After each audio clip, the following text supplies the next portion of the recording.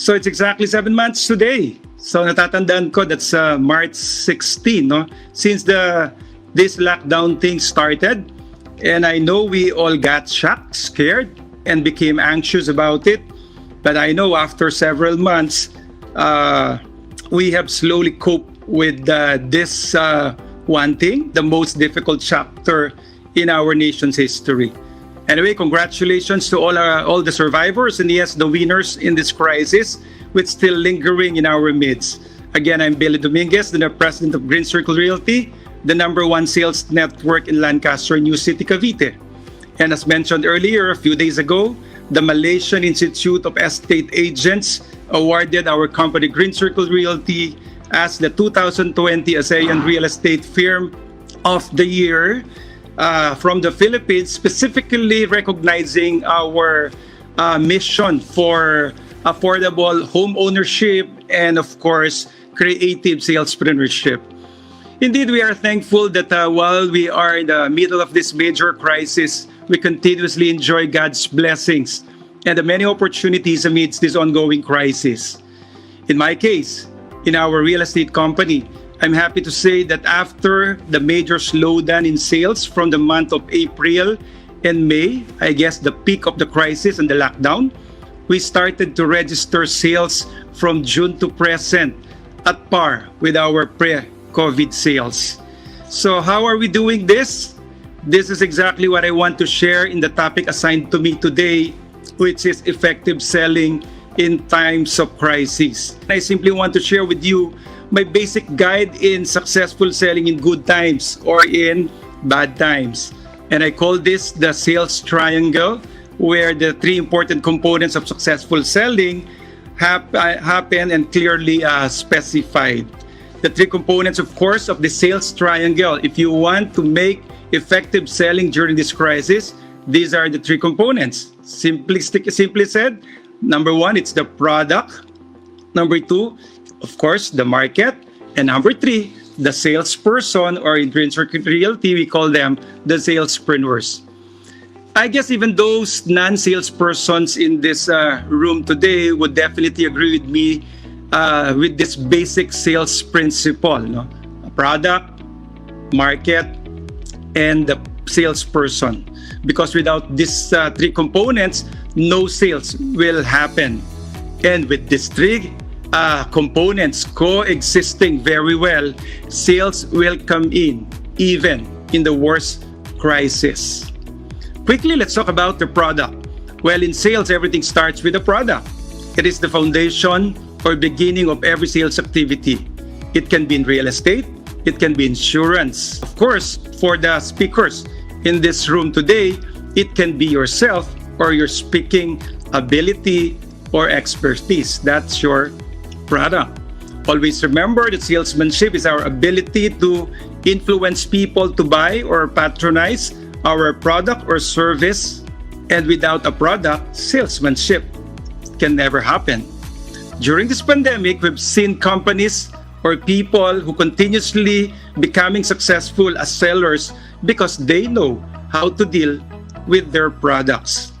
And during this pandemic, what are the three options we can do so that we can have a very good product, or we have a product that we can sell even in the middle of this crisis?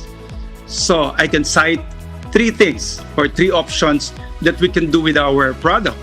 Number one, let's focus on our existing product. Let's focus on its merits, its distinct advantages, and its salient features and benefits, or what we honestly believe that makes our product highly sellable or highly marketable. So if you are having a product, you're loyal to your existing product, just focus on its merits and benefits so that you can still sell it even in these critical times.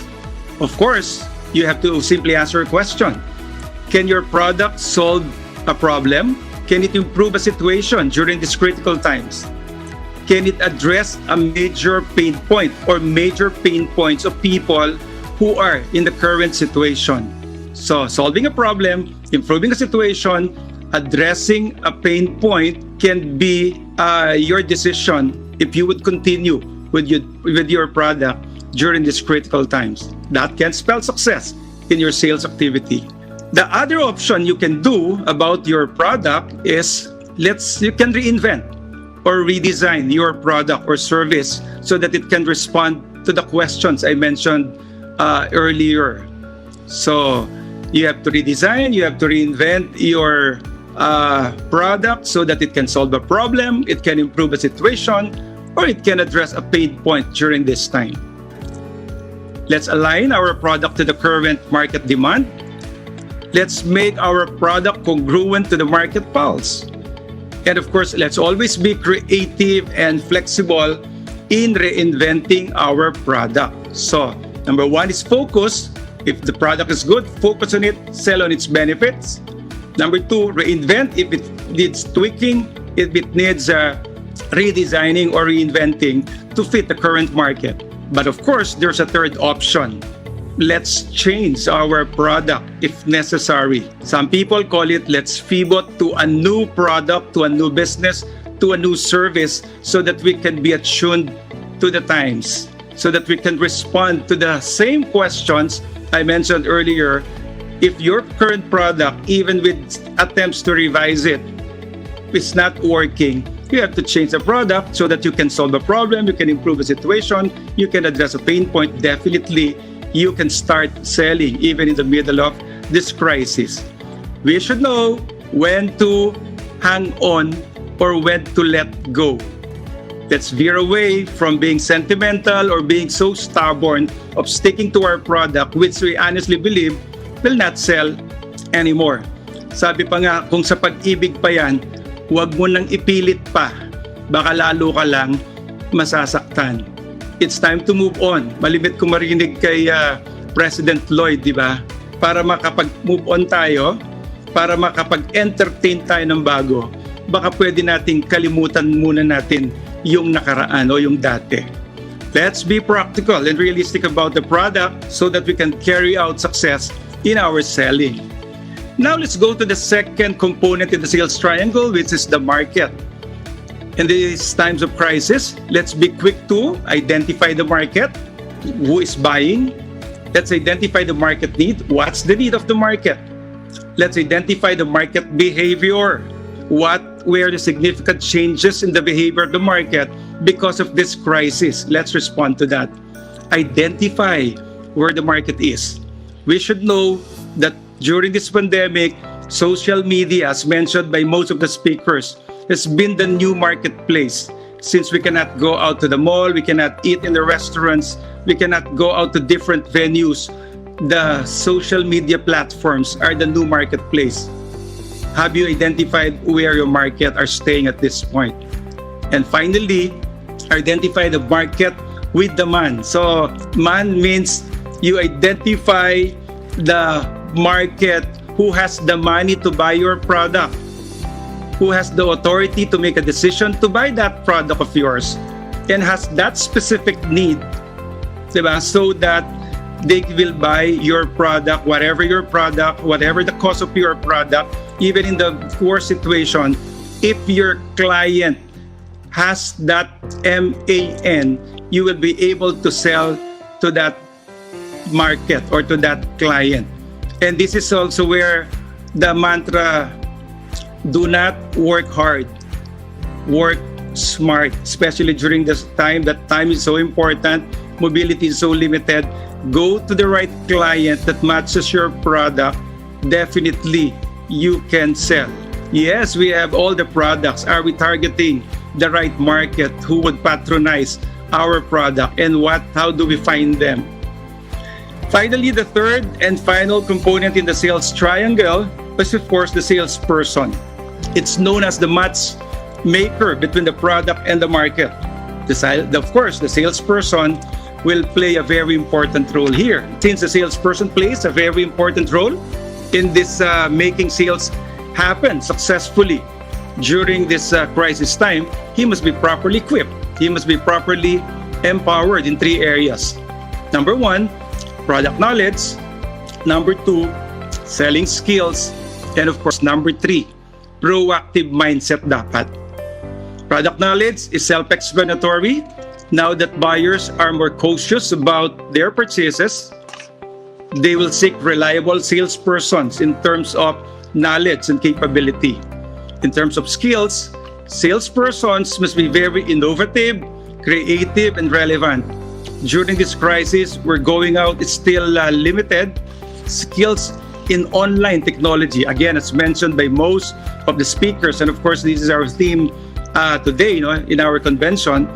Technology plays a very important role in developing our skills, and it will definitely be a sure advantage for salespeople who want to be champions even in the middle of critical times. But most important during this crisis, it's the salesperson's positive and proactive mindset that will see him through this crisis. After all, mindset will lead us to action. Action will lead us to results, whatever results we want during these trying times. Other mindset for salespeople who would want to be effective during this crisis, always remember in every crisis, there are opportunities.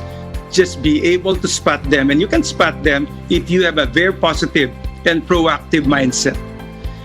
Crisis or problems, for that matter, this is the mantra of most business people. Crisis or problems will always create opportunities, and opportunities will always create business for everyone, including salespeople. We become what we think about. We realize what we visualize. If our intention is very clear, either in sales, whatever product that we are selling, if our intention is clear, if we want to sell during this crisis because we have the mission to serve, we have the passion to do service to our target market, if that intention is very clear, the mechanism will surely appear. And I believe every day is opportunity day.